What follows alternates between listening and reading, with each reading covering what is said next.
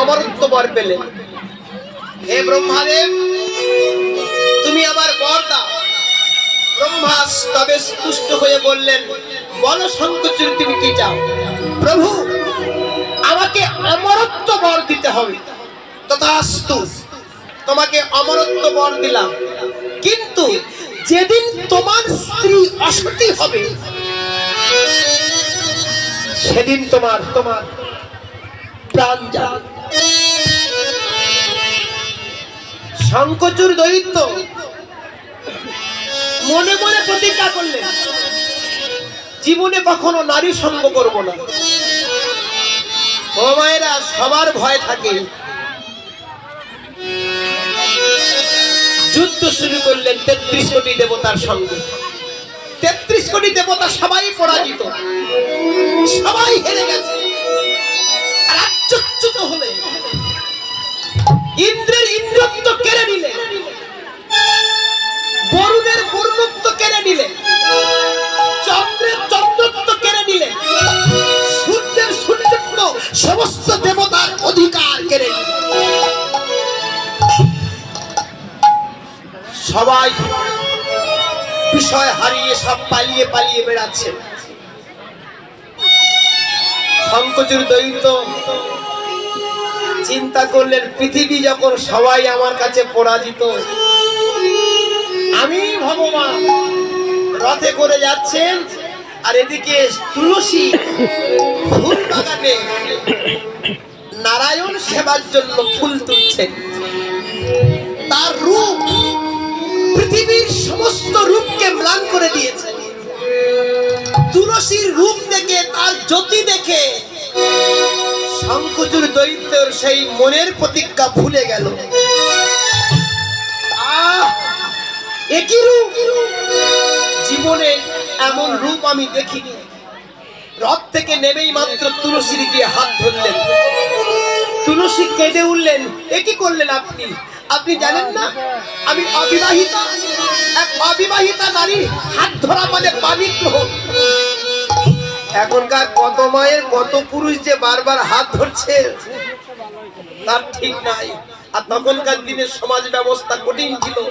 একটা মেয়ের অন্য পুরুষ যদি হাত ধরতো তাকে কেউ বিয়ে করতেন না। শোনো তুলসী, তোমার রূপে আমি মুগ্ধ হয়ে গেছি, তাই আমাকে বিবাহ করতেই হবে। বিবাহ হয়ে গেল, স্বামী ঘরে এলো, কিন্তু গোবিন্দ স্বয়ং বিষ্ণু সেবা নিষেধ হয়ে গেল। তুলসী, আমি তোমার স্বামী, আমি নারায়ণ, আমি বিষ্ণু। বাড়া ভালো, বেশি বাড়া ভালো নয়। পৃথিবী যখন সবাই পরাজিত হয়ে গেল, ৩৩ কোটি দেবতা সবাই এবার ক্ষীরোদ সাগরে বিষ্ণুর কাছে গেল।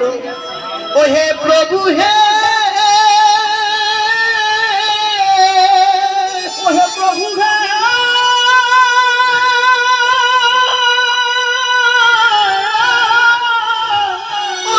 প্রভু,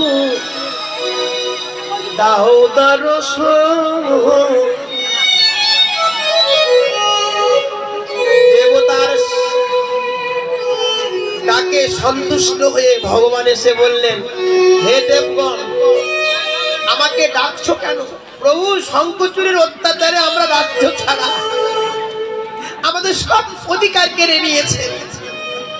ও, কে তাকে বর দিয়েছেন? ব্রহ্মা। ব্রহ্মা, আপনি কি বর দিয়েছেন? প্রভু, আমি বর দিয়েছি যেদিন ওর স্ত্রী অসতী হবে সেই দিন ওর প্রাণ যাবে।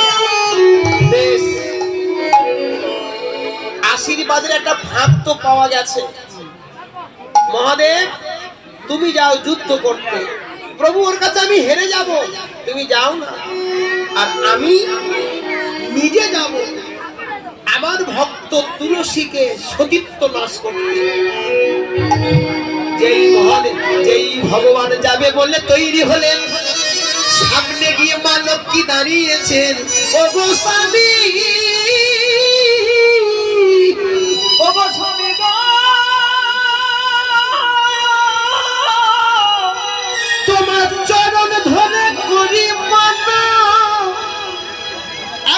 সতীর সতীত্ব নাশ করতে গিয়ে আমি যেন স্বামী হারা না হই। স্বামী গো তুলসী,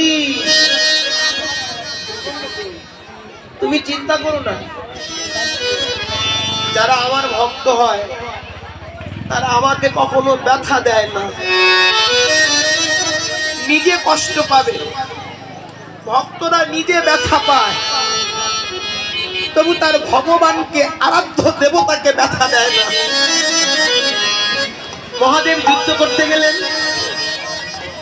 শঙ্খচূড় যুদ্ধ দাও, শঙ্খচূড় যুদ্ধ দাও, যুদ্ধ দাও।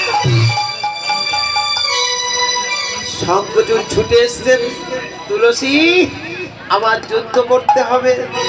স্বামী সবাইকে তো পরাজিত করেছো, আবার কেন যুদ্ধ করবে? কে যুদ্ধ করতে এসছে? কার সঙ্গে যুদ্ধ করবে? ওই বেটা পাগলা ভোলা বাবা মহাদেব এসেছে। মহাদেব, স্বামী চরণ ধরে করি মানা, আজকের যুদ্ধে তুমি যেও না। কেন?